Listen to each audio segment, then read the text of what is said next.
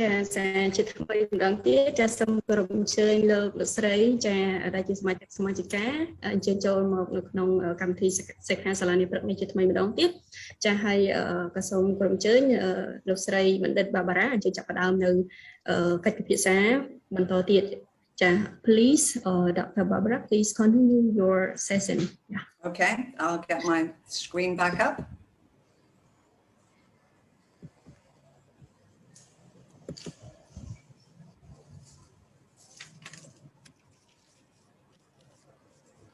Let's get it back to the right place.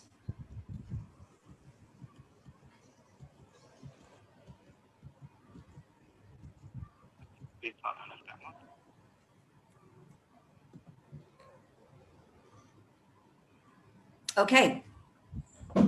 so in this section, having done the introduction so that everyone has some idea of what social exclusion is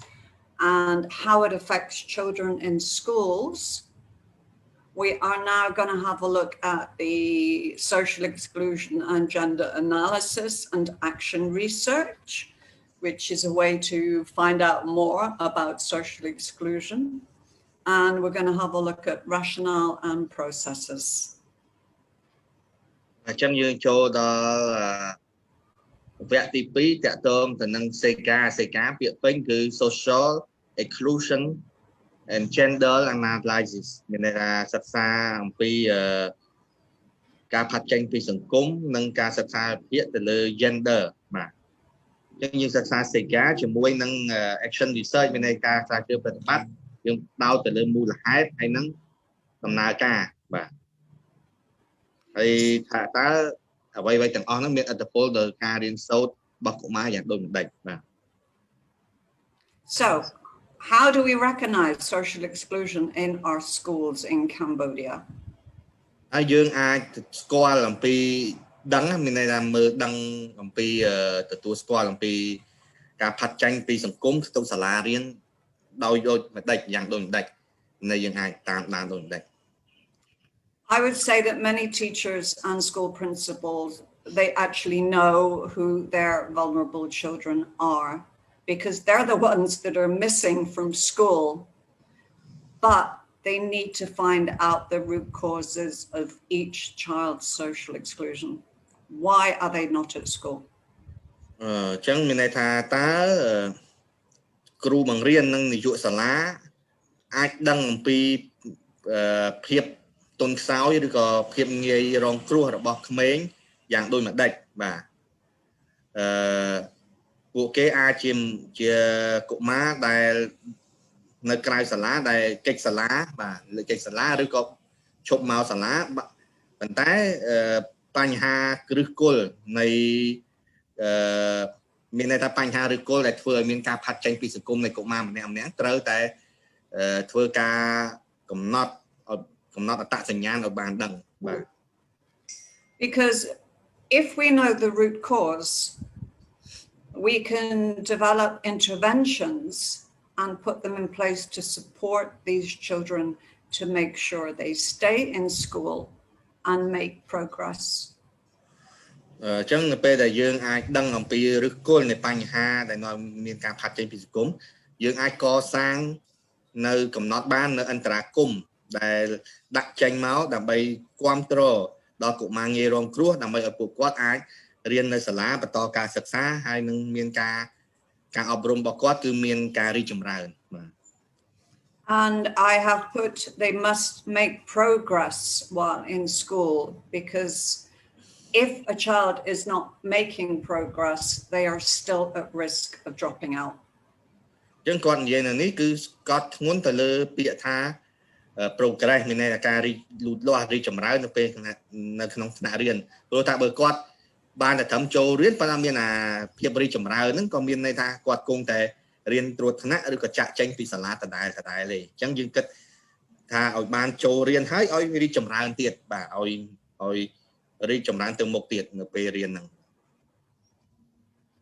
So how do we identify the root causes of social exclusion?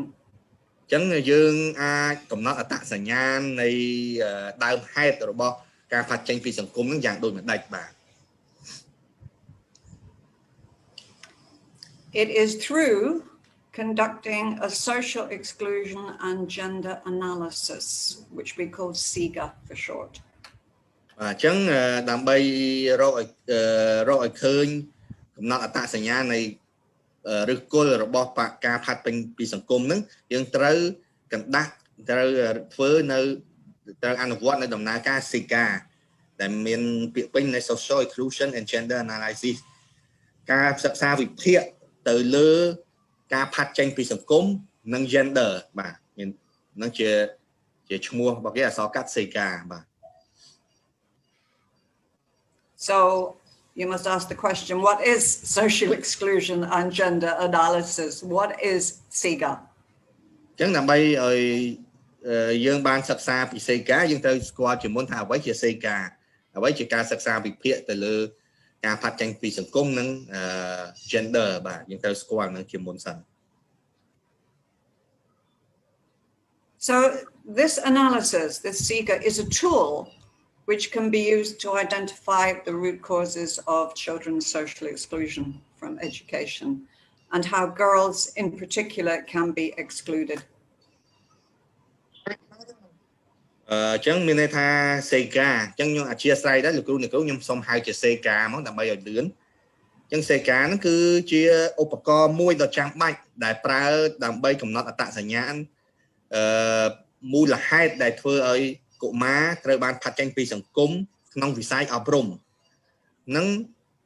ថាតើត្រូវធ្វើយ៉ាងម៉េចដើម្បីឲ្យកុមារជាពិសេសគឺកុមារស្រីមានតែកុមារីសិស្សស្រីនឹងអាច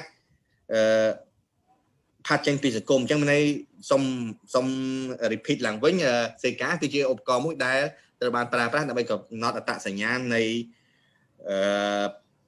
ឬគល់នៃបញ្ហាដែលធ្វើឲ្យកុមារត្រូវបានផាត់ចេញពីសង្គមជាពិសេសកុមារីហើយ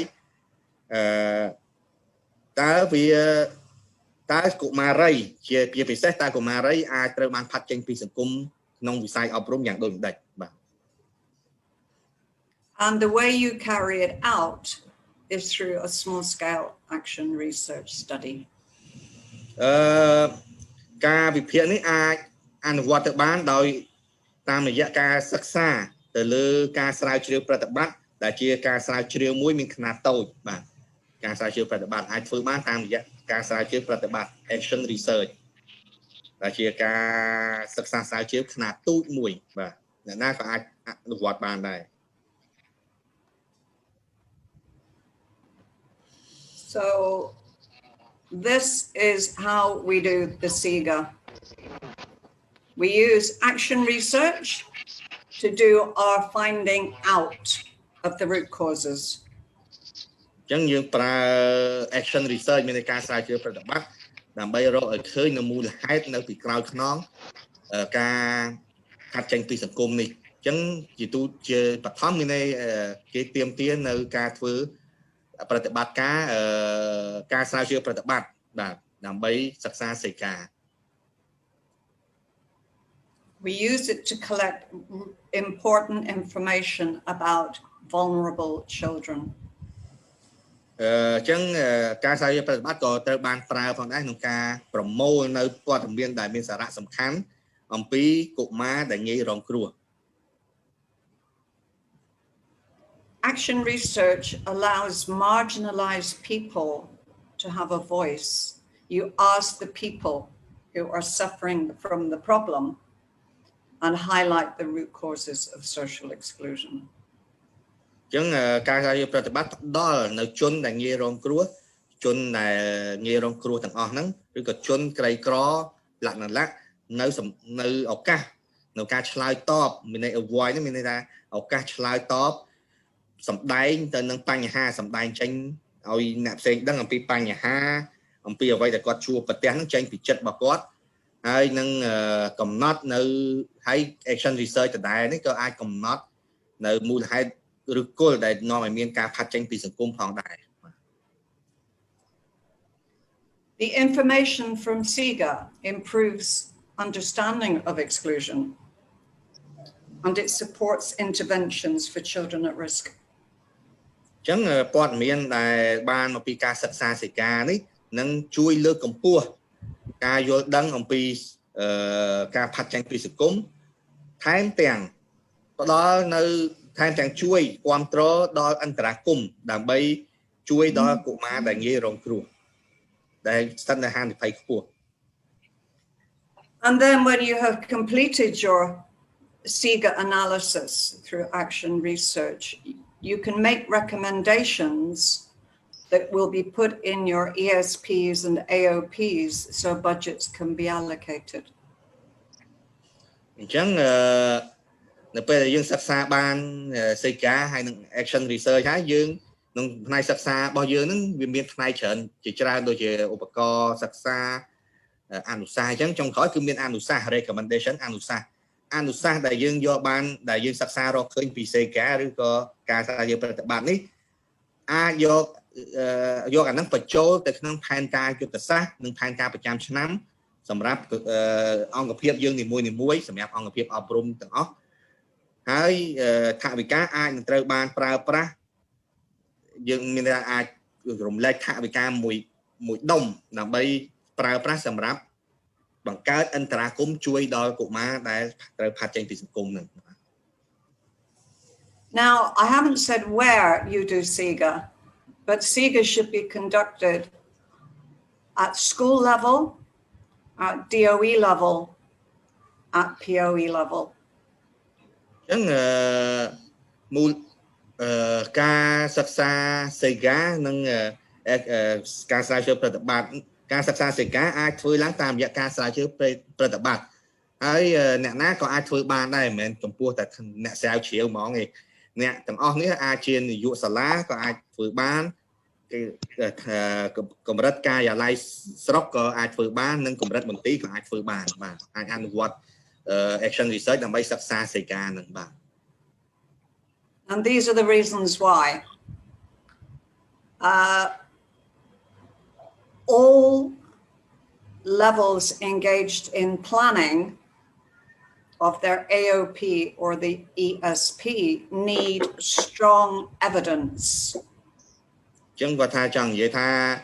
ទាំង POE DOE ទាំងសាលាថ្នាក់ការិយាល័យស្រុក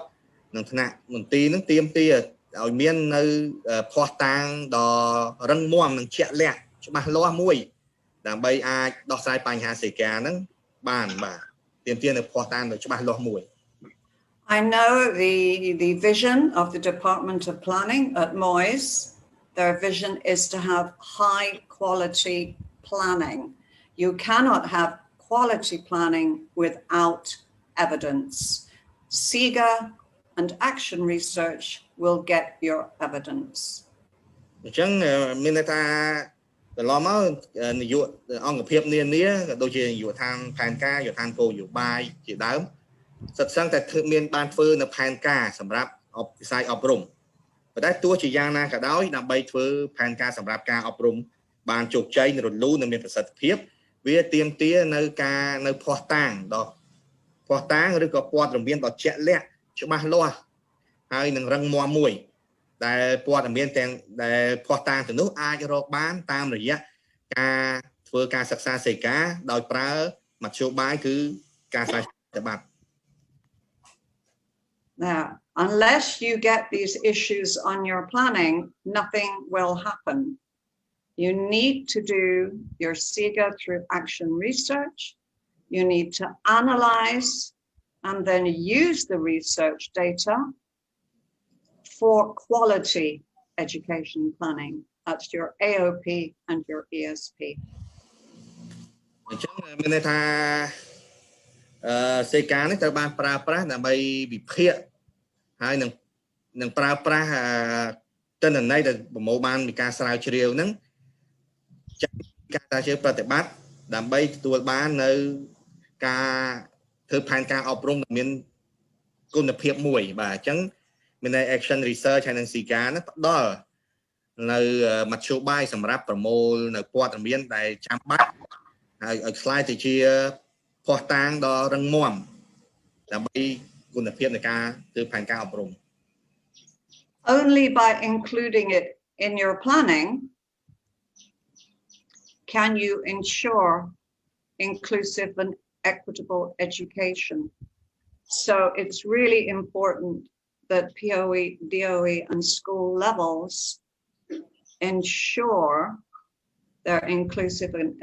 equitable education through providing quality planning. So you can meet national priority policy number 1, which is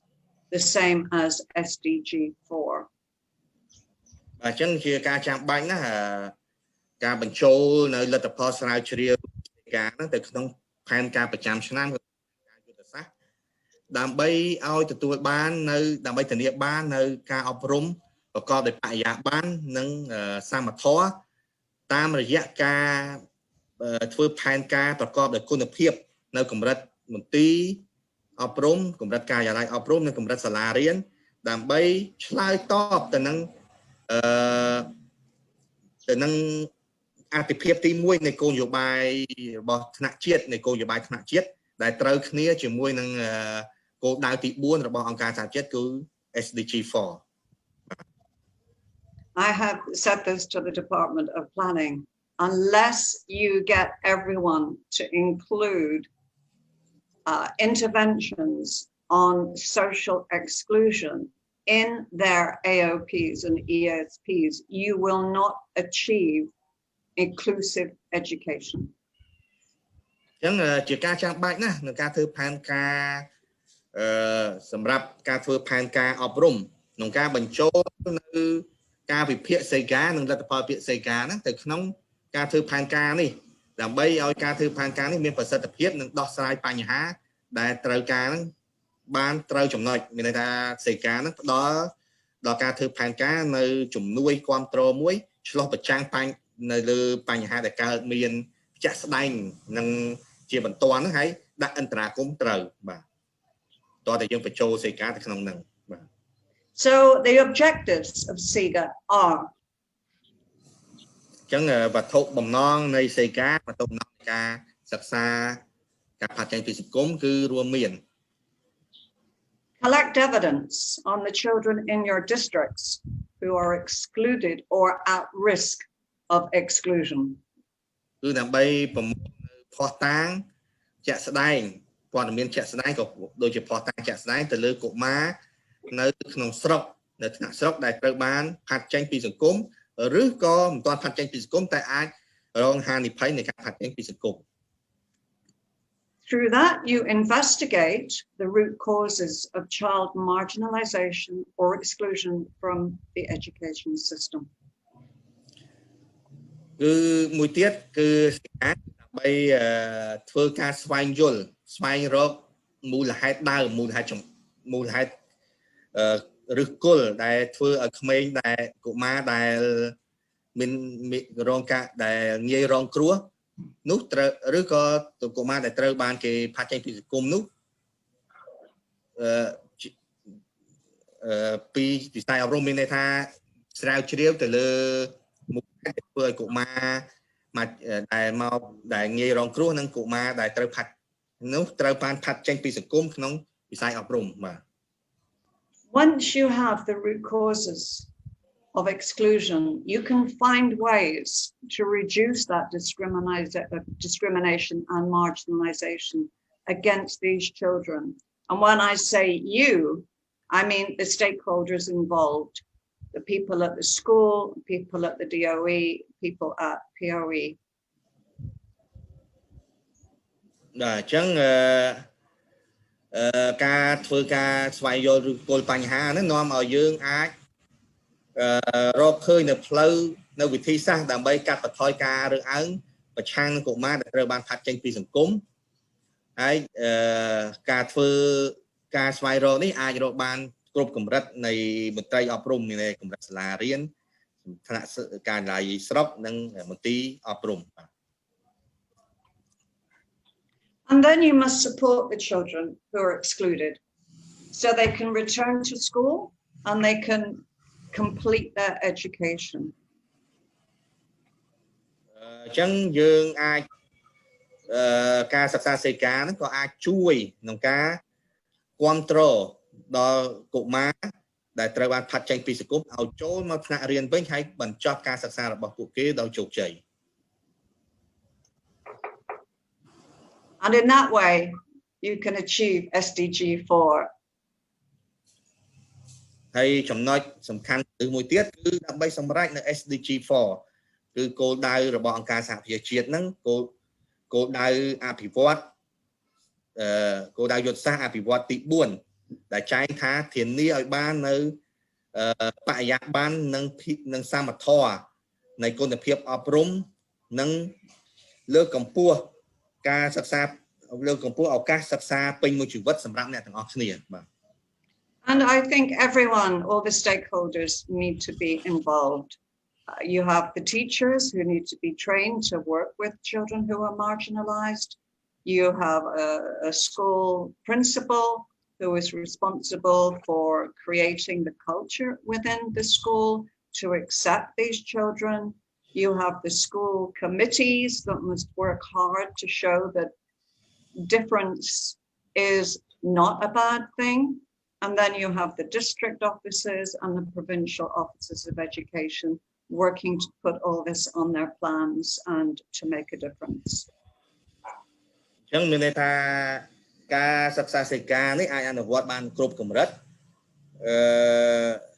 នៃថ្នាក់ដឹកនាំហ្នឹងឧទាហរណ៍គ្រូបង្រៀនអាចនឹងត្រូវបានធ្វើការបណ្ដុះបណ្ដាលសមត្ថភាពដើម្បីអាចធ្វើការបង្រៀនប្រកបដោយប្រសិទ្ធភាពនៅថ្នាក់រៀនដែលមានភាពចម្រុះហ្នឹងនាយកសាលាអាចនឹងត្រូវបានធ្វើការស្វែងយល់ឬក៏បណ្ដុះបណ្ដាលឲ្យពីគាត់នឹងអាចបង្កើតនៅវប្បធម៌ក៏ដូចបរិស្ថានសាលាមួយដែលគ្រប់គ្រងការសិក្សារបស់សិស្សដែលត្រូវផាត់ចេញពីសាលារៀនហើយទាញយកសិស្សចូលនឹងប្រព័ន្ធអប់រំវិញដោយនេះដែរចំពោះថ្នាក់ការិយាល័យស្រុកនិងថ្នាក់មន្ទីរអប់រំខេត្តក៏អាចអនុវត្តនៅរឿងហ្នឹងបានដូចគ្នាបាទ So I think there might be some of you who don't know exactly what action research is, so I'm going to discuss it very briefly. អញ្ចឹងដោយសារ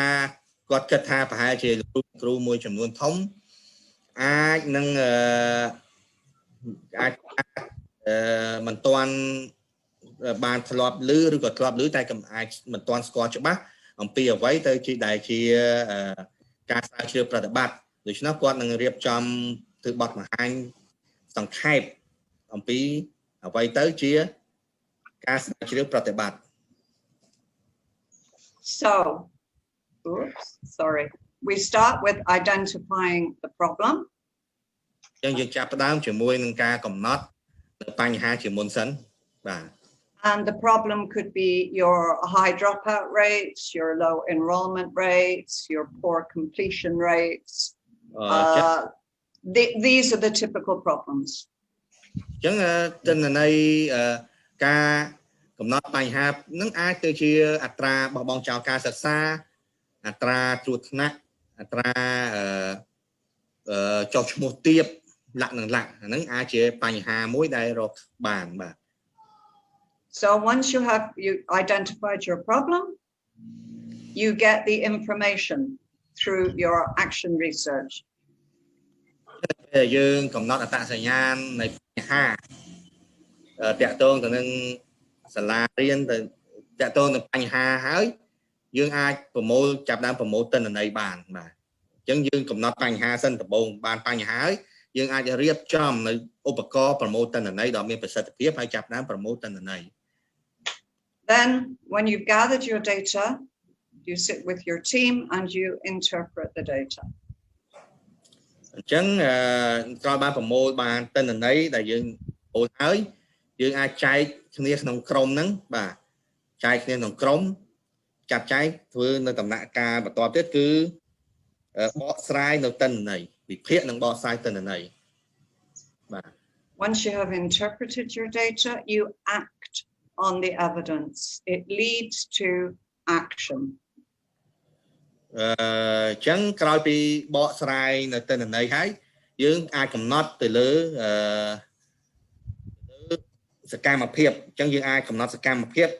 ដោយផ្អែកទៅលើភស្តុតាងឬក៏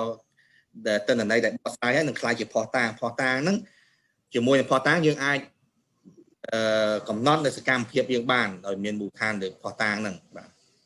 So once you have done your action, you have made interventions, you look to see whether they have worked, you decide whether you need to do any more work, and you go on to the next steps and start all over again.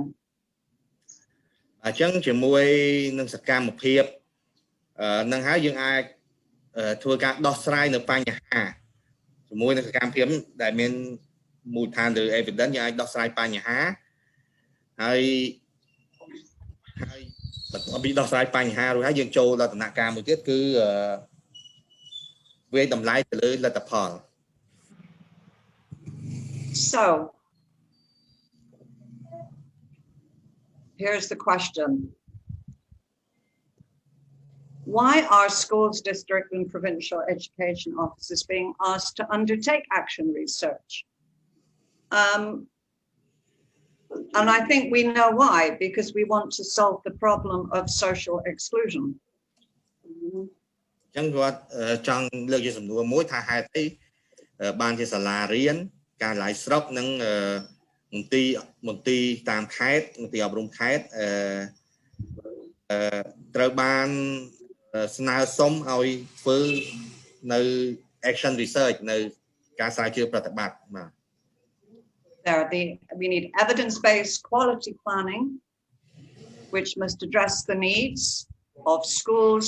districts, provinces, and the AOPs and the ESPs must be based on evidence. អញ្ចឹង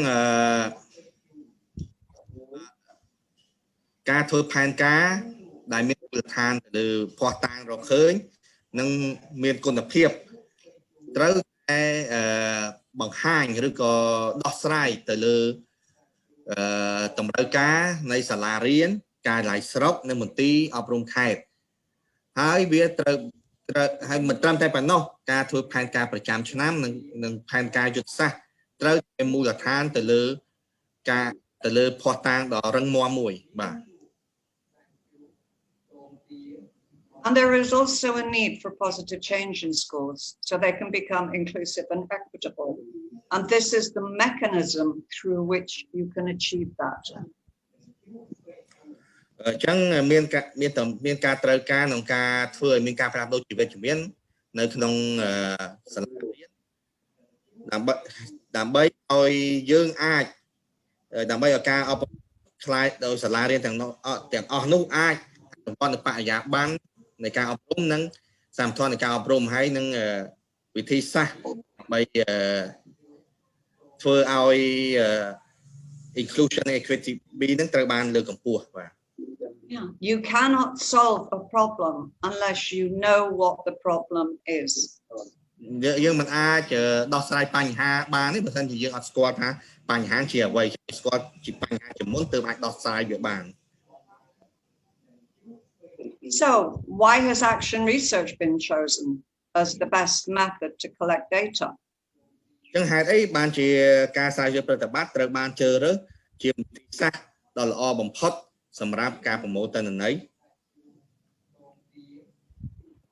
I think we could ask the Department of Policy, Chanara, because you've written the book. Yes. ចឹងប្រហែលជាគាត់ត្រូវចង់និយាយនយោបាយគោលនយោបាយហ្នឹងមន្ត្រីគោលនយោបាយអាចមានការយល់ដឹងអំពីការស្រាវជ្រាវប្រតិបត្តិហ្នឹងខ្លះហើយបាទ Well, it has been chosen because it is a small scale, disciplined and participatory way of research, which seeks to create positive change based on clear evidence. And anyone can do it. មូលហេតុដែលគេយក action research ជាឧបករណ៍សម្រាប់ឧបករណ៍ដោយសារអីទីមួយវាជាការស្រាវជ្រាវខ្នាតទូចមិនស្មុគស្មាញមានភាពសាមញ្ញហើយនឹងបត់បែនអ្នកណាក៏ធ្វើបាន discipline មានរបៀបរៀបរយច្បាស់លាស់ការស្រាវជ្រាវមានរបៀបរៀបរយច្បាស់លាស់ហើយកំណត់ទៅលើមុខសញ្ញាចង់និយាយកំណត់ទៅលើបញ្ហាចំតែម្ដងហើយមានលក្ខណៈឲ្យច្បាស់ទៅលើ លើផ្នែកដែលត្រូវដោះស្រាយហ្នឹងហើយមានលក្ខណៈចូលរួមទៀតជាការស្រាវជ្រាវមានអ្នកចូលរួមហើយការសិក្សាស្រាវជ្រាវនេះមានគោលដៅក្នុងការស្វែងរកវិធីក្នុងការបង្កើតឲ្យមានការផ្លាស់ប្ដូរប្រកបដោយវិជ្ជមានដោយមានមូលដ្ឋានទៅលើភស្តុតាងច្បាស់លាស់បាទហើយមួយទៀត action research ហ្នឹងអ្នកណាក៏អាចធ្វើបានដែរបាទមិនចាំបាច់តែអ្នកស្រាវជ្រាវឬអ្នកស្រាវជ្រាវជាន់ខ្ពស់ទេបាទ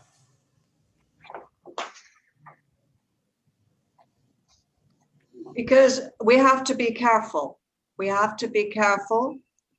that we are not assuming that we know why children are dropping out of school. We cannot assume we know. We have to find out.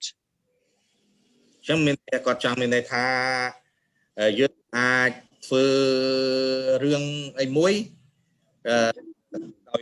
ដោយតាមគំនិតយើងយើងយល់ធ្វើតាមហ្នឹងបានទេដោយសារអញ្ចឹងយើងត្រូវមានការយកចិត្តទុកដាក់និងប្រុងប្រយ័ត្នខ្ពស់ក្នុងការកុំធ្វើការងារការធ្វើប្រតិបត្តិហ្នឹងដោយផ្អែកទៅលើអ្វីដែលយើងយល់ទៅតែទាមទារនៅការស្រាវជ្រាវច្បាស់លាស់ជាមុនសិនមុននឹងធ្វើ I say it is like going to the doctor with a headache and the doctor assumes you just have a headache so he gives you Panadol ចឹងប្រៀបដូចជាគ្រូពេទ្យចឹងគ្រូពេទ្យពិនិត្យយើងរោគឈឺក្បាលពិនិត្យរោគឈឺក្បាលរបស់យើងហើយគាត់ក៏ផ្ដល់នូវថ្នាំ Panadol ទៅឲ្យអ្នកជំងឺបាទ But your headache could be COVID, your headache could be dengue fever, your headache could be chikungunya,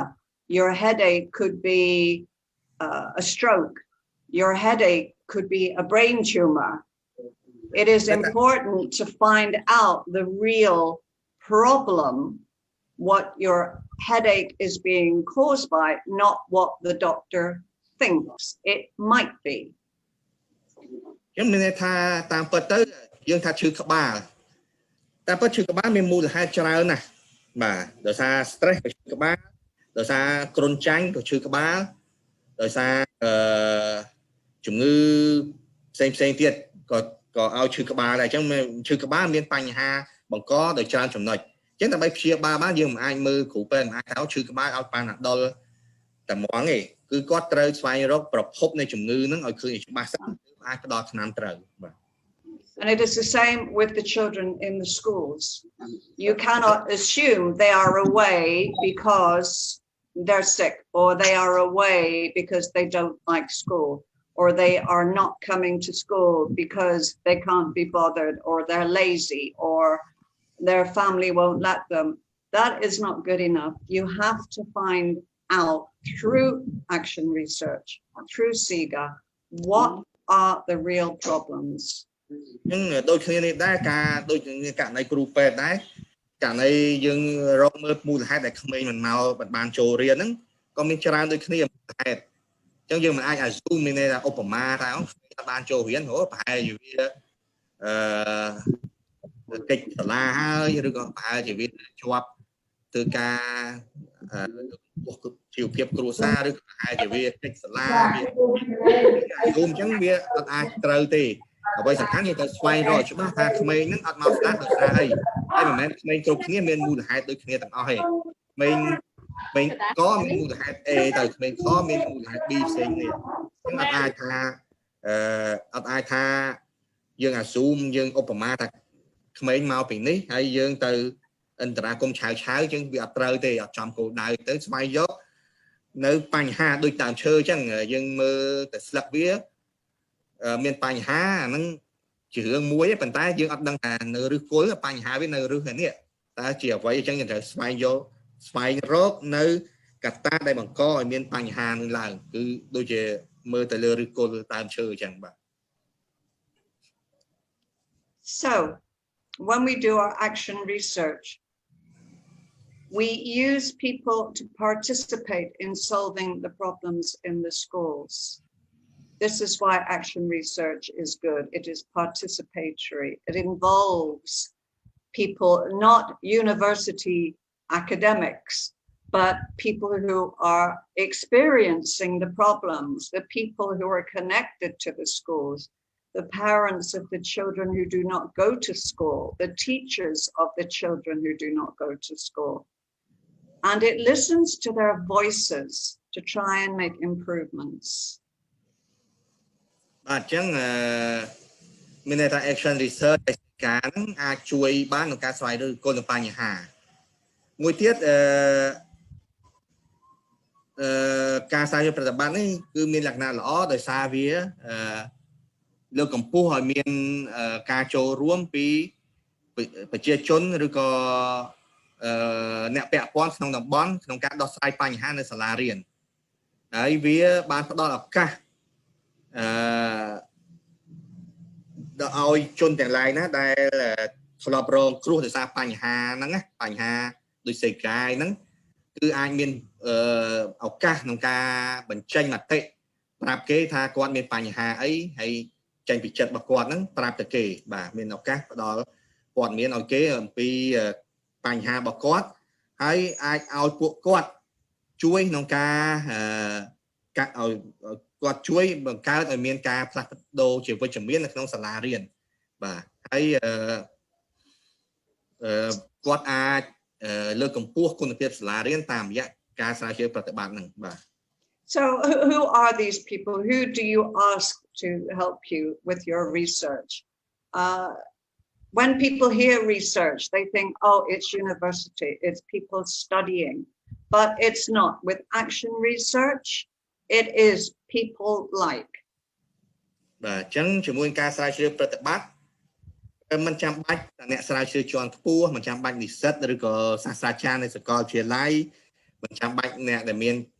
ចំណេះដឹងផ្នែកស្រាវជ្រាវហ្នឹងបានអាចធ្វើបានទេការស្រាវជ្រាវប្រតិបត្តិធ្វើបានគ្រប់មនុស្សទាំងអស់គ្នាឲ្យតែថាចង់ធ្វើគឺធ្វើបានបាទដោយមិនទាមទារនៅជំនាញអីជ្រៅជ្រះនោះទេបាទ So it is people like school principals. You can sorry, go ahead, Chana. Yes, អញ្ចឹងអ្នកដែលអាចចូលរួមក្នុងការស្រាវជ្រាវប្រតិបត្តិបាននិយោជកក៏អាចធ្វើបានសិស្សក៏អាចធ្វើបាន And I think students are important because if they are the ones behind your statistics on school dropout and school completion, you need to ask students what are their problems in coming to school. បាទអញ្ចឹងជាមួយការស្រាវជ្រាវប្រតិបត្តិយើងអាចរកឃើញបញ្ហាដែលធ្វើឲ្យសិស្សបោះបង់ចោលការសិក្សាហើយតាមរយៈការស្រាវជ្រាវប្រតិបត្តិនេះយើងអាចឲ្យសិស្សផ្ដល់នៅចម្លើយមូលហេតុដែលនាំឲ្យគាត់ផាត់ត្រូវបោះបង់ចោលការសិក្សាហ្នឹង You can ask the teachers. យើងអាចសួរគ្រូក៏បានអញ្ចឹងមានន័យយើងការស្រាវជ្រាវប្រតិបត្តិយើងអាចសួរនាយកក៏បានសួរសិស្សក៏បានតាមមកសួរគ្រូក៏បាន Parents. ឪពុកមាតាបិតាសិស្ស School committee members. គណៈកម្មការត្រួតត្រងសាលារៀន DOE officers or POE officers. មន្ត្រីមកពីការិយាល័យអប់រំស្រុកខណ្ឌមន្ត្រីមកពីអប់រំរាជធានីខេត្តបាទ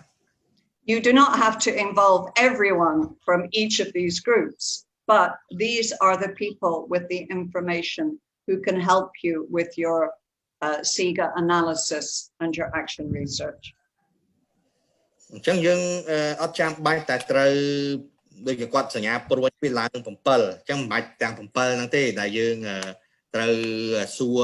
ត្រូវធ្វើការសម្ភាសសួរហ្នឹងតែយើងជ្រើសរើសអ្នកដែលអាចផ្ដល់ព័ត៌មានចំឲ្យយើងតែម្ដងដើម្បីទទួលបាននៅចំណាយបទឧទាហរណ៍បញ្ហាហ្នឹងកើតនៅសហគមន៍ប្រហែលជាយើងពិបាកក្នុងការសួរទៅលើថ្នាក់មន្ទីរឬក៏ថ្នាក់ការិយាល័យស្រុកឬក៏គ្រូណាស់តែយើងអាចសួរទៅលើមេដាបិតាសិស្សឬក៏គណៈកម្មការត្រួតត្រងសាលាហ្នឹងគាត់ដឹងជាងអញ្ចឹងណាចង់និយាយថាអ្នកណាដែលអាចផ្ដល់ចម្លើយយើងបានយើងជ្រើសរើសអ្នកហ្នឹងបាទមិនចាំបាច់យកទាំងអស់ទេ So how do we collect and how do we record the data or the information? This is also very simple. ចឹងគាត់ចង់និយាយថា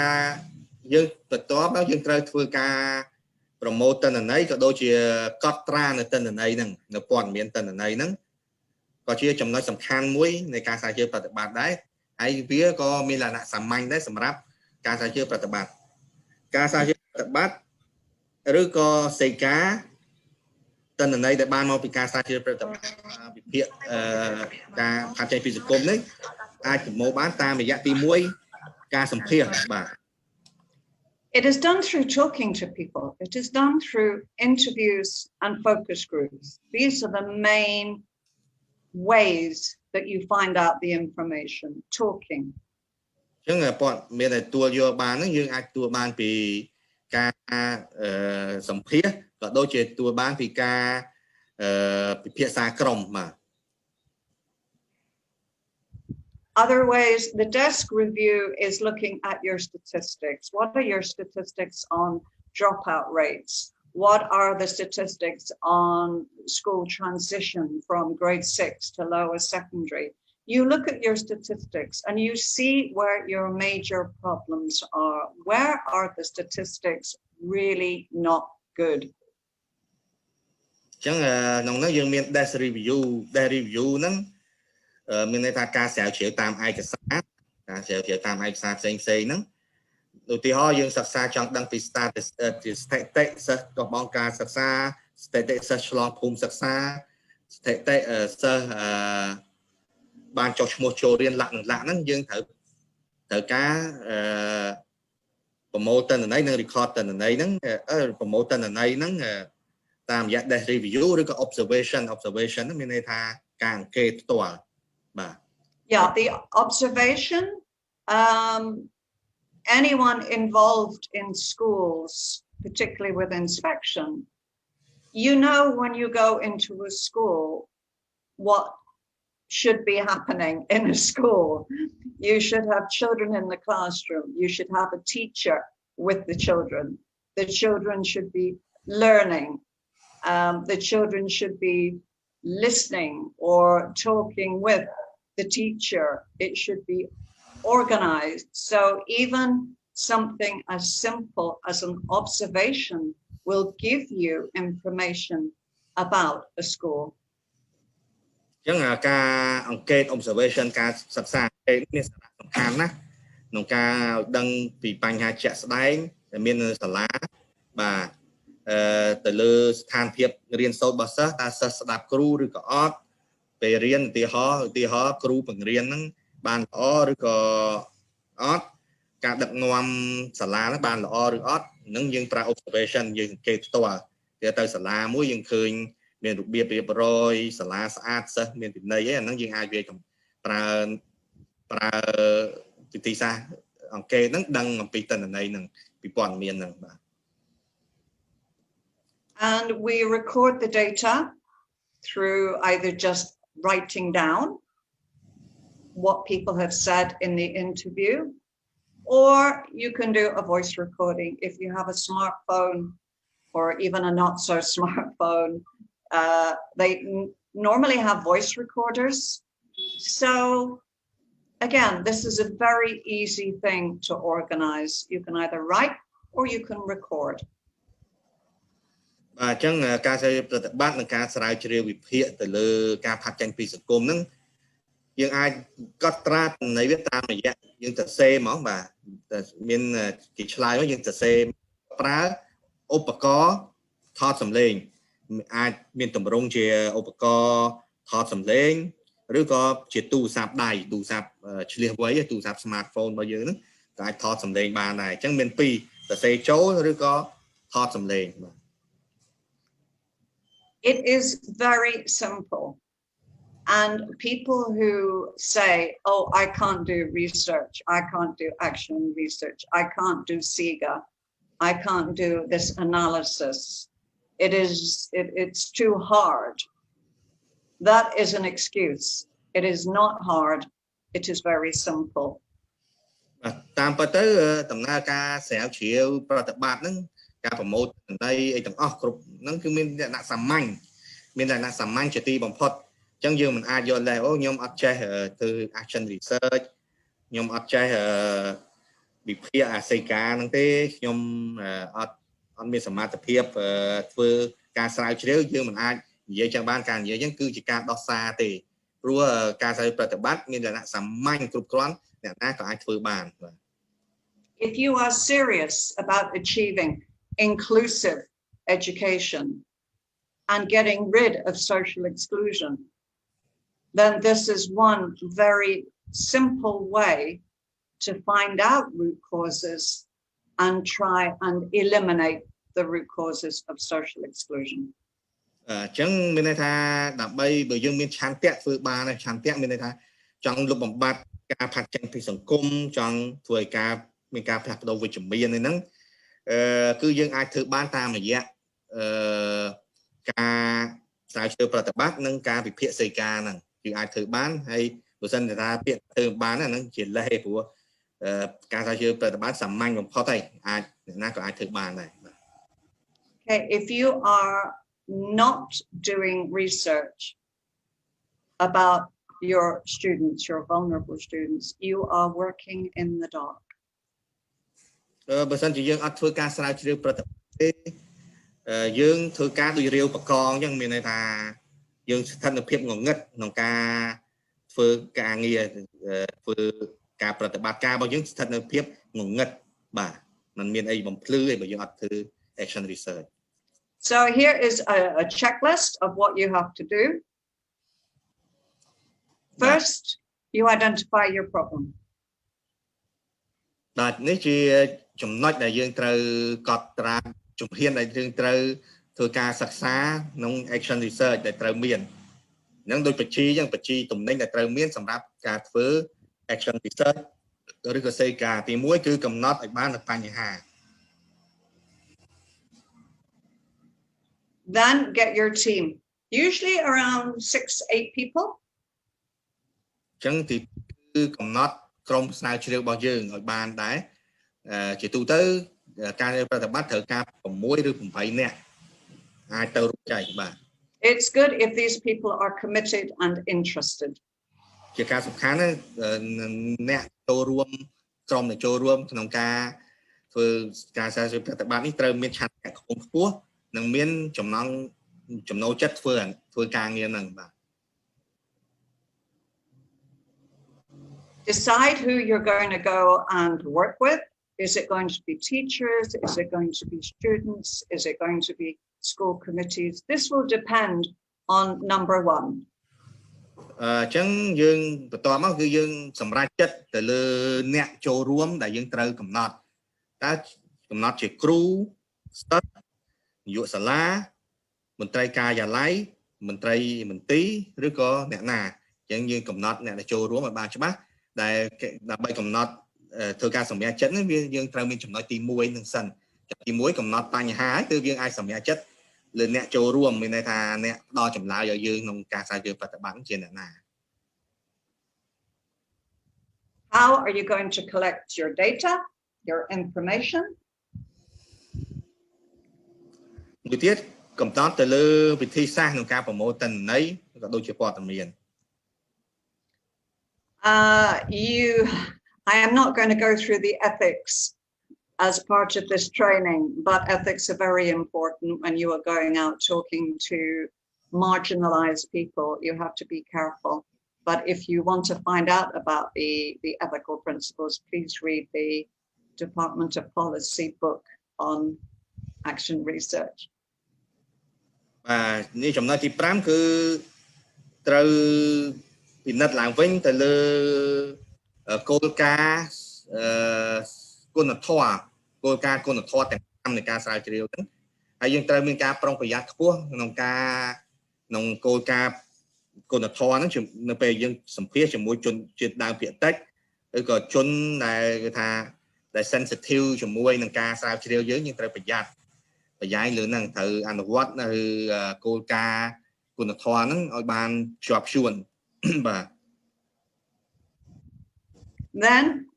once you know that you're going to do interviews and focus groups, you have to write all your questions. They have to be done before you go and make your visits. បន្ទាប់មកយើងត្រូវកំណត់បង្កើត tool ដើម្បីធ្វើការស្រាវជ្រាវមានន័យថាយើងបង្កើតសំណួរសម្រាប់ការស្រាវជ្រាវនិងសម្រាប់ការពិភាក្សាក្រុមនឹងឲ្យហើយយើងត្រូវរៀបចំបញ្ជីសំណួរយើងបង្កើត tool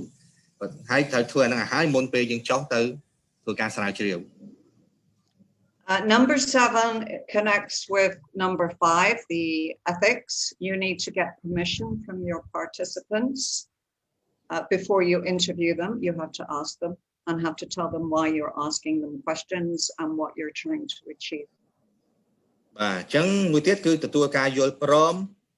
ស្ម័គ្រចិត្តពីអ្នកចូលរួមផ្ដល់ចម្លើយហ្នឹងបាទដល់យើងត្រូវបញ្ជាក់ឲ្យច្បាស់អំពីគោលដៅរបស់យើងវិធីសាស្ត្ររបស់យើងហើយនឹងក្រមសីលធម៌នេះក៏ជាក្រមសីលធម៌មួយដែរក្នុងការទទួលការយល់ព្រមពីអ្នកចូលរួម Then you decide how your data will be recorded. Are you going to ask the people conducting interviews to write down the answers, or are you going to get them to record the answers? It's both. Both are just as good. បាទអញ្ចឹងយើងត្រូវសម្រេចចិត្តលើវិធីសាស្ត្រក្នុងការកត់ត្រាចម្លើយកត់ត្រាទិន្នន័យហ្នឹងយើងត្រូវតែគោលដៅយើងគឺត្រូវតែទទួលបានទិន្នន័យទាំងអស់មិនអាចឲ្យបាត់បានទេអញ្ចឹងយើងជាអ្នកសម្រាប់ចិត្តថាត្រូវទៅសេឬក៏ត្រូវប្រើឧបករណ៍ឧបករណ៍ថតសម្លេងហើយមួយទៀត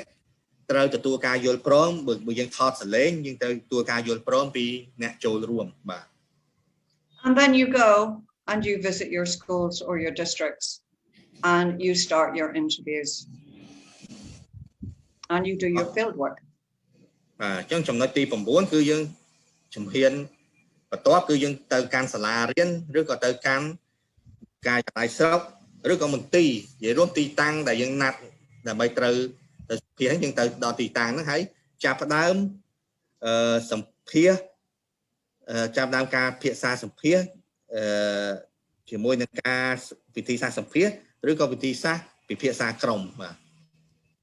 So this is your mechanism. You know there are problems. Anyone working in a POE or a national office even, you know your statistics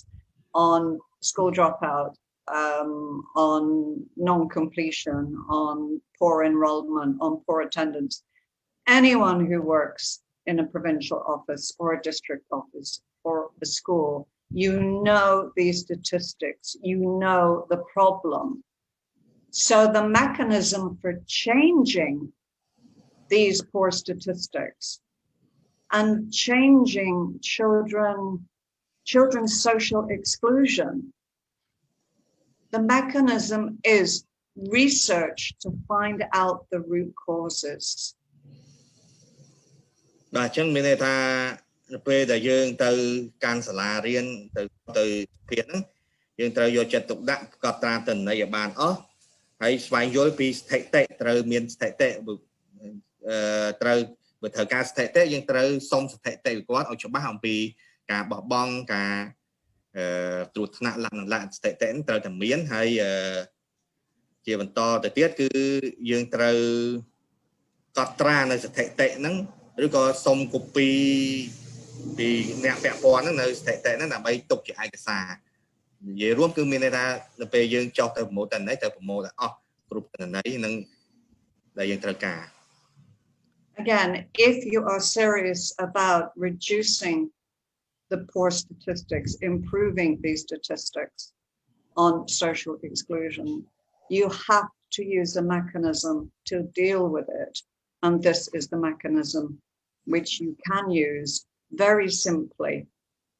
to try and make a difference and to try and improve all those statistics.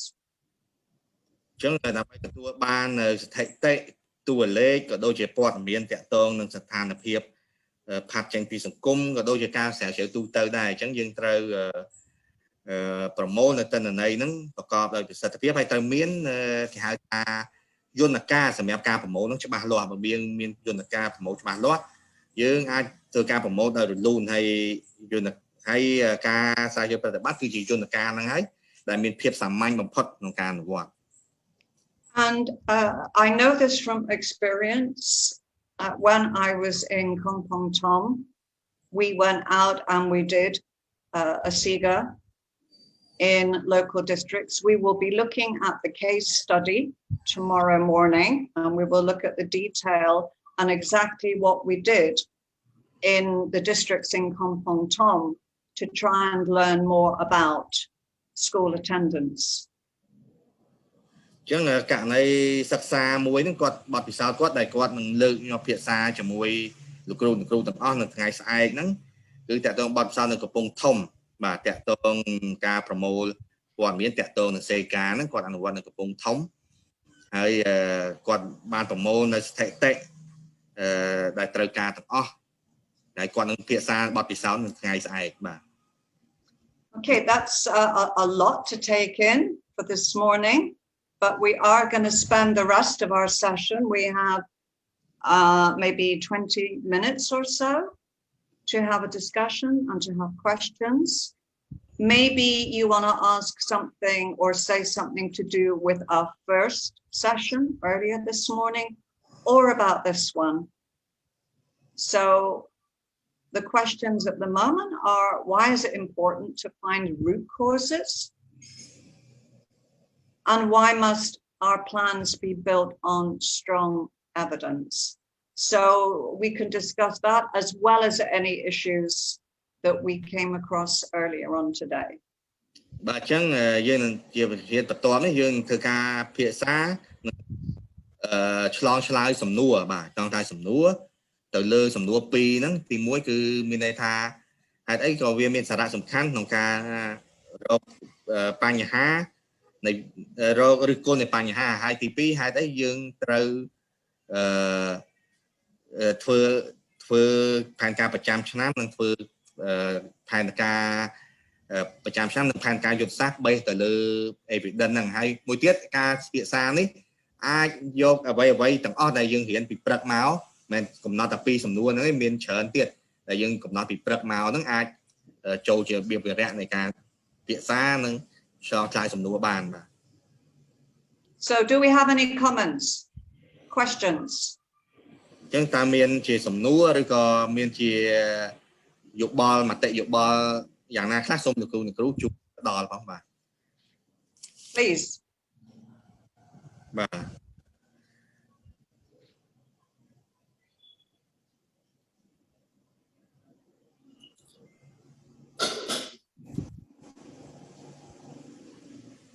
Linda.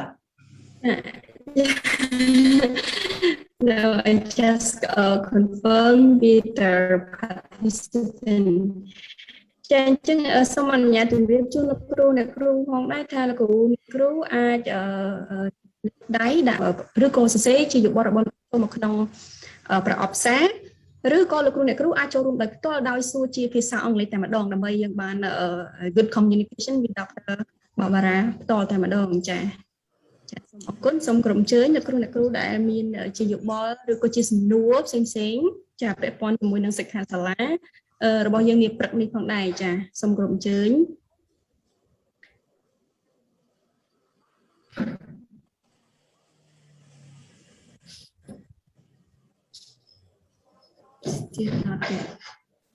Come on, we have time. I put aside time so you could talk to me. ថាមានពេលវេលាយើងមានពេលវេលាសម្រាប់ធ្វើការពិភាក្សា Has anyone already done a social exclusion and gender analysis? I know they've done it in VSO supported provinces, but have any other provinces been doing research on social exclusion? គាត់និយាយថាការស្រាវជ្រាវប្រតិបត្តិហ្នឹងគាត់ធ្លាប់អនុវត្តឲ្យកន្លងមកមួយចំនួនដែរហើយប្រហែលជាលោកគ្រូអ្នកគ្រូខ្លះប្រហែលជាអាចនឹងស្គាល់ action research ដែរតាមរយៈការ train ការវគ្គបណ្ដុះបណ្ដាលយើងជាមួយគ្រូមួយចំនួនតាក់ទងនឹងការស្រាវជ្រាវប្រតិបត្តិនោះណាបាទ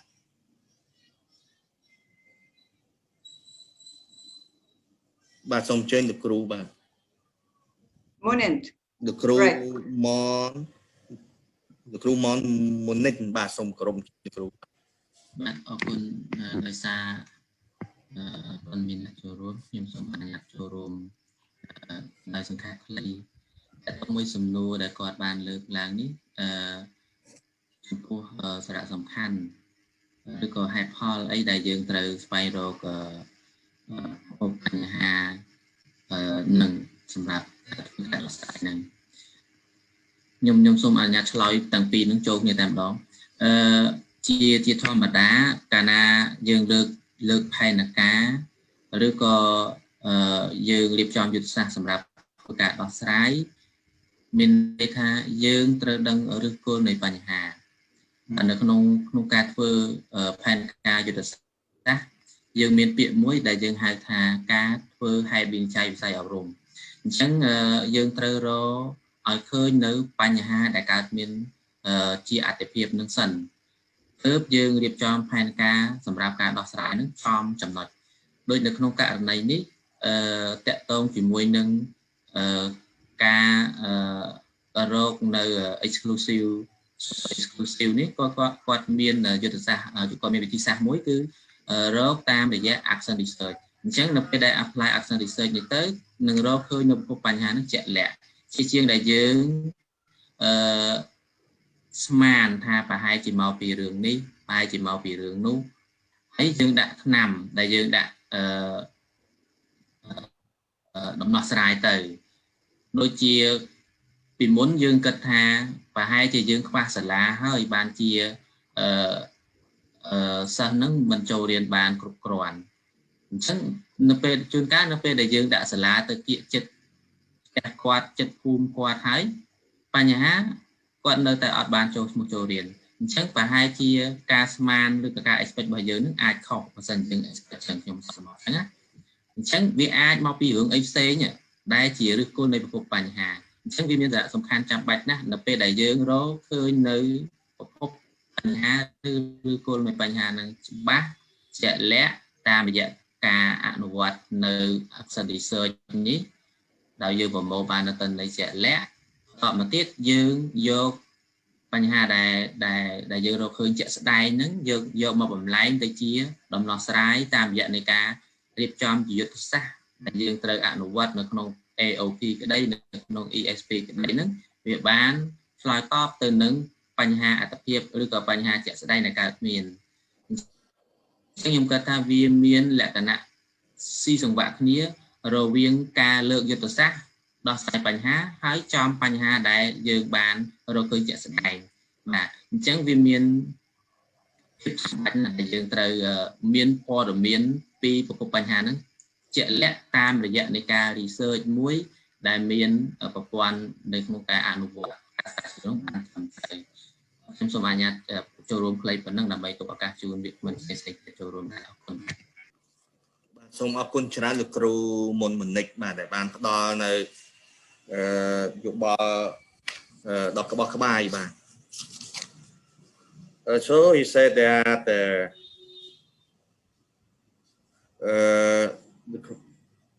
when it is normally when the education planning are conducted, we have to first find out the root problem of the root cause of the problem first, and after then we can set up the planning. Yes. And for example, when we planning for SECA, we have used action research to find out root problem. It is like the medicine field when like you say head dash and the doctor give Panadol. It's not really the solution to the problem. The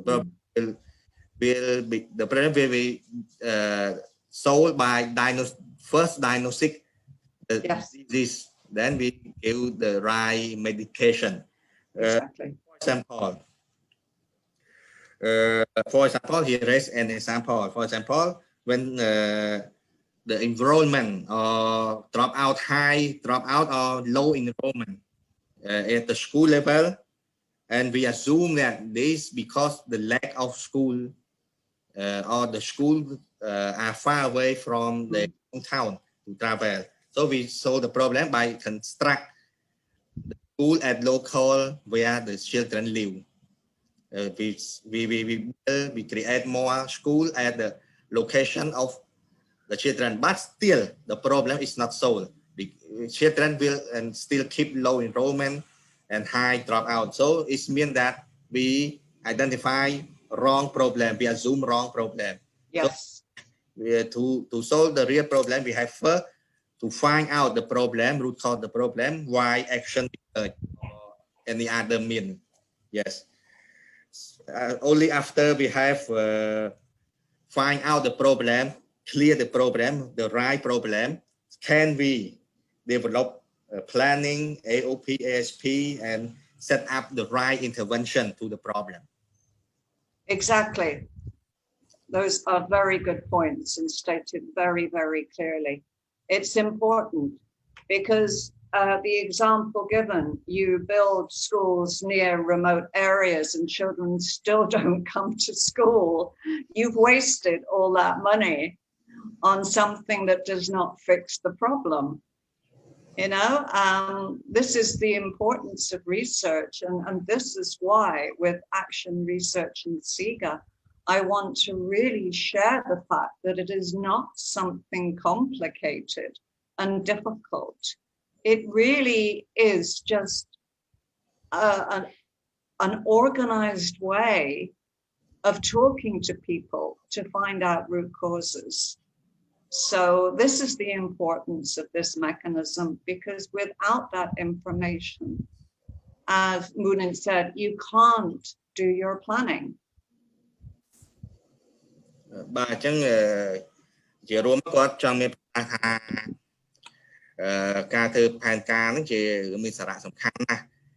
ឧទាហរណ៍ដោយលោកគ្រូលើកឡើងបាញ់មិញពីការសង់សាលារៀននៅចិត្តហ្នឹងស្រាប់នៅតែ low rate ដដែល enrollment នៅតែទាបអញ្ចឹងមានន័យថាតាមរយៈនេះយើងធ្វើការប៉ាន់ស្មានដល់ខ្លួនឯងហើយដាក់អន្តរាគមតាមហ្នឹងវាខុសអញ្ចឹងនាំឲ្យខាតបង់ថវិកាសង់សាលារៀនហ្នឹងព្រោះហ្នឹងមិនមែនជាក៏ទេអញ្ចឹងបញ្ហាពិតប្រាកដអាចរកបានតាមរយៈ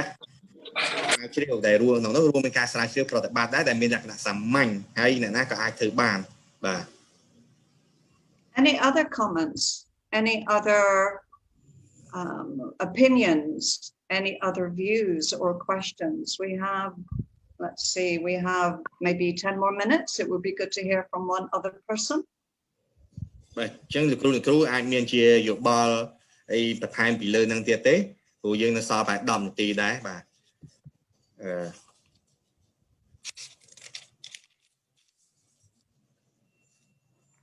I've stopped sharing so I can see more people.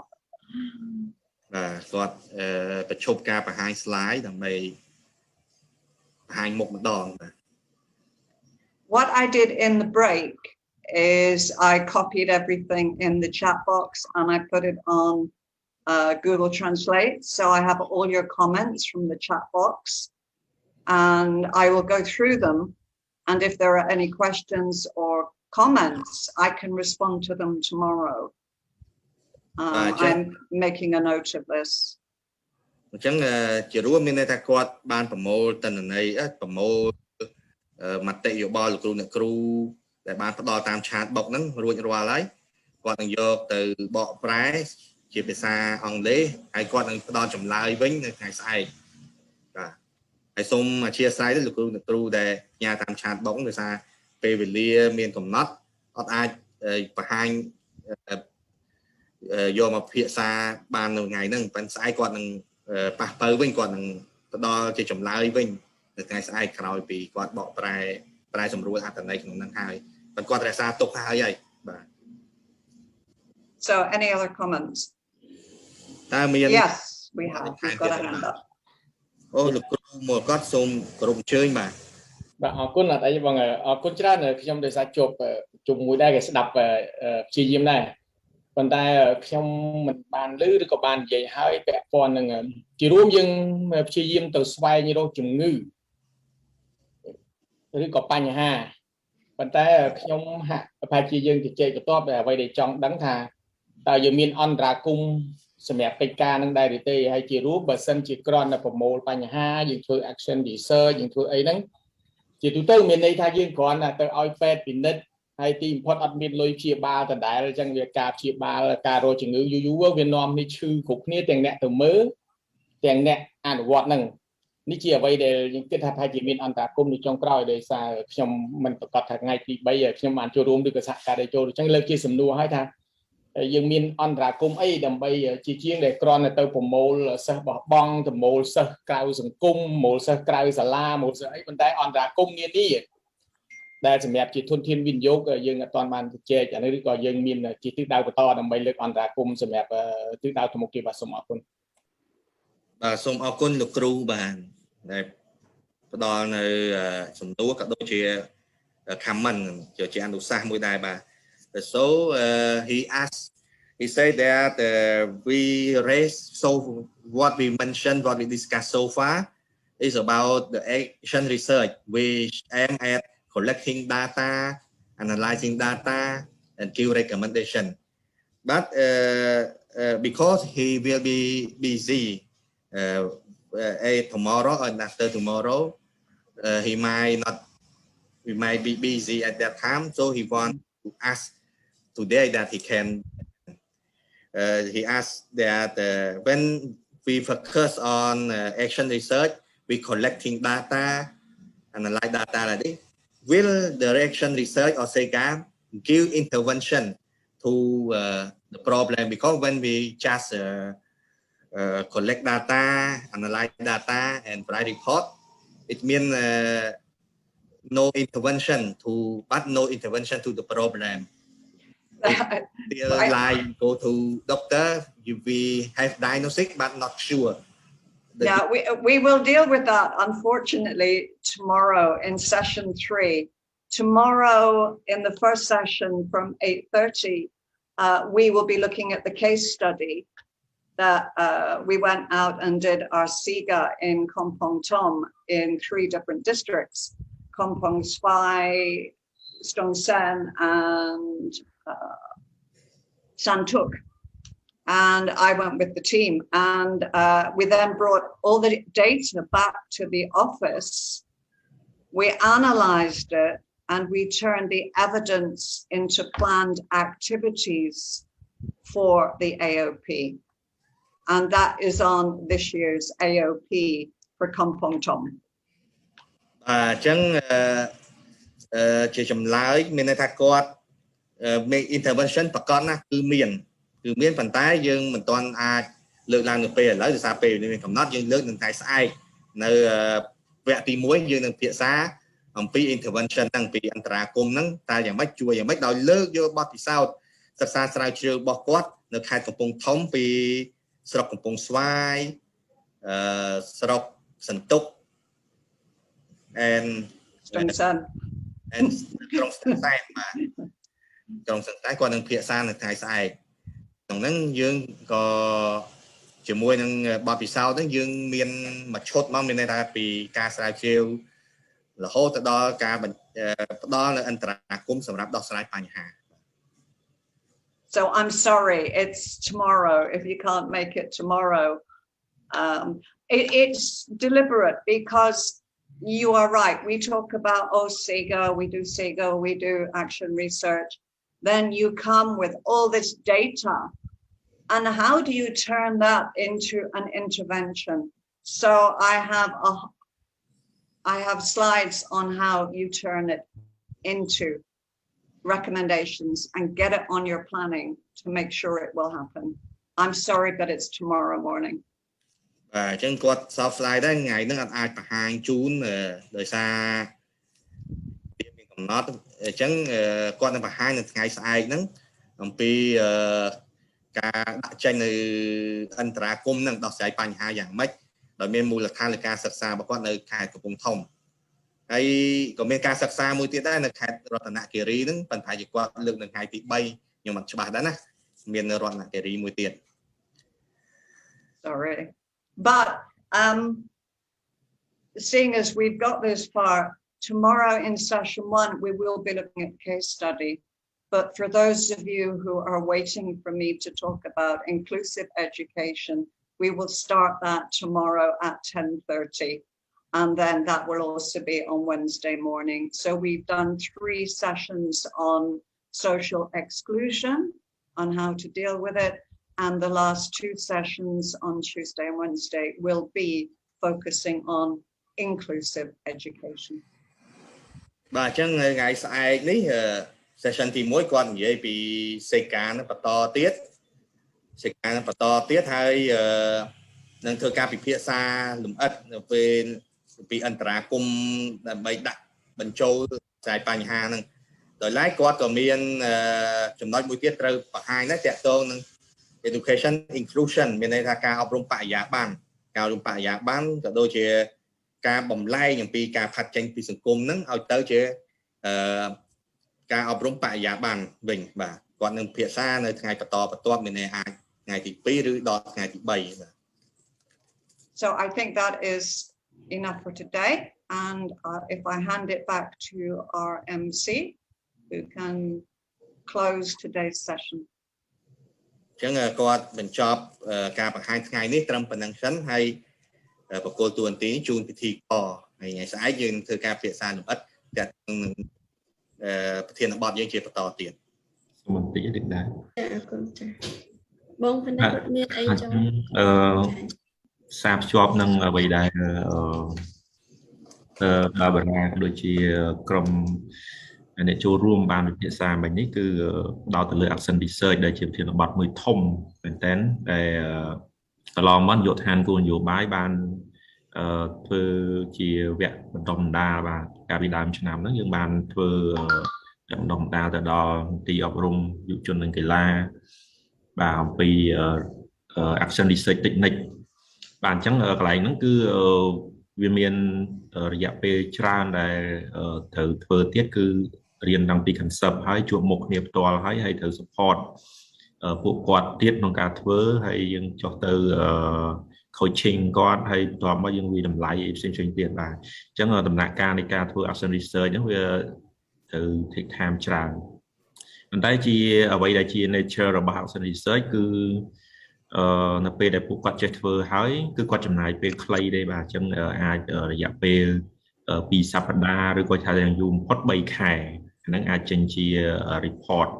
ការធ្វើ action research អញ្ចឹងសំណួរមួយដែលបងធានយោធាមជ្ឈុំបងពីមរកតបានសួរថាយើងប្រមូលជា evidence ជាបញ្ហាឃើញហើយតែយើងដោះស្រាយអត់បាទអញ្ចឹងនៅក្នុង nature របស់ action research ហ្នឹង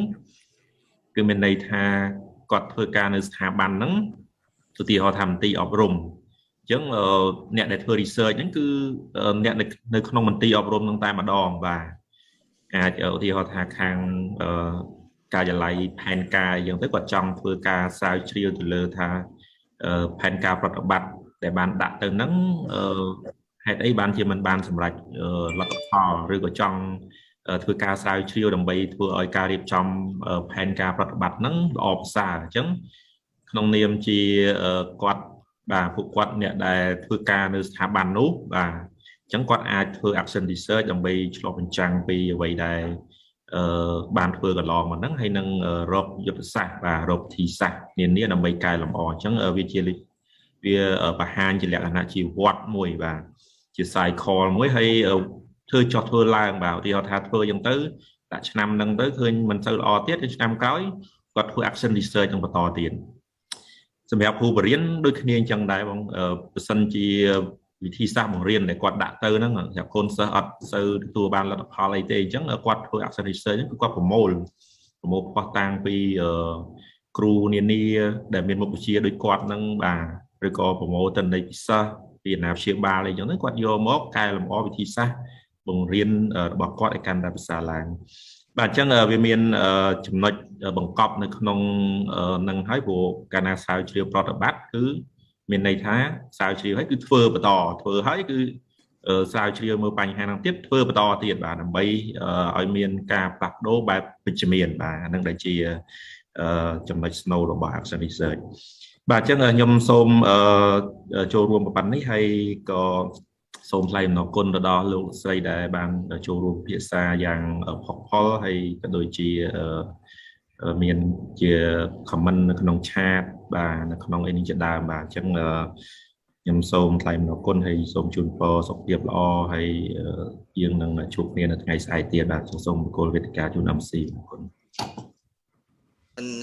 ជាស្អែកលោកគ្រូមកគាត់មានអីចង់និយាយព្រោះគាត់លើកដៃសុំទោសខ្ញុំភ្លេចដាក់វិញទេបាទលើកយូរឡើងរយដៃបាទចាសូមគោរពអរគុណចាដល់លោកកងសខណាដែលបានដល់នៅមតិក្នុងការបញ្ចប់នៅកម្មវិធីសិក្ខាសាលាបណ្ដុះបណ្ដាលនៅព្រឹកនេះហើយក៏សូមគោរពថ្លែងអំណរគុណយ៉ាងជ្រាលជ្រៅផងដែរជូនចំពោះដល់លោកស្រីបណ្ឌិតបាបារ៉ាដេវីនីដែលជាវាគ្មិននៅក្នុងការផ្ដល់នៅបទបង្ហាញនិងកិច្ចពិភាក្សានៅព្រឹកនេះហើយក៏សូមអរគុណថ្លែងអំណរគុណយ៉ាងជ្រាលជ្រៅដល់លោកអ៊ីវចន្ទរាដែលបានជួយជាអ្នកបកប្រែបានយ៉ាងក្បោះក្បាយនិងជួយសម្រួលនៅក្នុងការងារនៃការស្វែងយល់អំពី Thank you very much for Dr. Barbara Devini for a great speaker for this morning workshop and also thank you very much for Mr. Ilchandra for your great effort for being a nice translator or interpreter. Thank you very much. ចាហើយនាងខ្ញុំក៏សូមថ្លែងអំណរគុណយ៉ាងជ្រាលជ្រៅជូនចំពោះដល់វត្តមានរបស់ឯកឧត្តមលោកជំទាវលោកស្រីអ្នកនាងកញ្ញាសមាជិកសមាជិកានៃ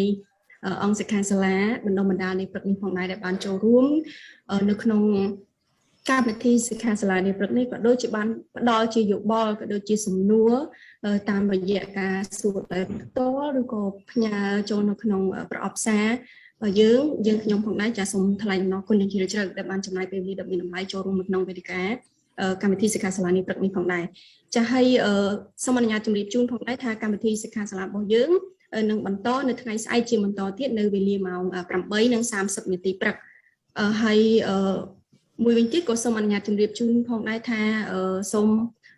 អនុញ្ញាតអស់លោកស្រីអ្នកនាងកញ្ញាមេត្តាចុះឈ្មោះនៅក្នុងដំណរភ្ជាប់ដែលខាងក្រុមការងារបានដាក់ជូននៅក្នុងប្រអប់សារដើម្បីបានជាវត្តមាននៅក្នុងការចូលរួមសិក្ខាសាលាទាំង3ថ្ងៃនេះផងដែរចាហើយសូមជម្រាបជូនថាយើងនឹងមានដំណរភ្ជាប់នេះ3ថ្ងៃផ្សេងគ្នាចាអញ្ចឹងសម្រាប់ព្រឹកនេះយើងបានដាក់បញ្ចូលរួចរាល់ហើយប៉ុន្តែដែលឡែកយើងសង្កេតឃើញថាអ្នកដែលបានចូលរួមឆ្លើយតបចាយើងបានត្រឹមតែ20នាក់ជាងទេចាអញ្ចឹងបានជាប្រហែលជា23នាក់ចាអញ្ចឹងមិនទាន់បានគ្រប់ចំនួនអ្នកដែលបានចូលរួមសរុបនៅក្នុងកម្មវិធីនេះព្រឹកនេះផងទេចាអញ្ចឹងសូមគោរពអញ្ជើញលោកស្រីមេត្តាចុះឈ្មោះចូលរួមមកបានគ្រប់គ្នាផងដែរចាជាទីបញ្ចប់នាងខ្ញុំតាជូនពរដល់អស់លោកស្រីនាងកញ្ញាសមាជិកនៃអង្គសិក្ខាសាលានេះព្រឹកនេះសូមទទួលបាននូវសុខភាពល្អនិងទទួលបានជោគជ័យគ្រប់ភារកិច្ចជាពិសេសសូមជៀសឆ្ងាយពីជំងឺ Covid-19 ចាហើយឆ្លៀតនៅក្នុងឱកាសថ្ងៃត្រង់នេះផងដែរក៏សូមទទួលបាននូវអាហារថ្ងៃត្រង់ដ៏មានឱជារសផងដែរចាសូមអរគុណហើយគណៈពេលនេះពីនាងខ្ញុំរួមជាមួយនឹងក្រុមការងារសូមអរគុណសូមគោរពលាបាទសូមជម្រាបលាសូមអរគុណទៀតចា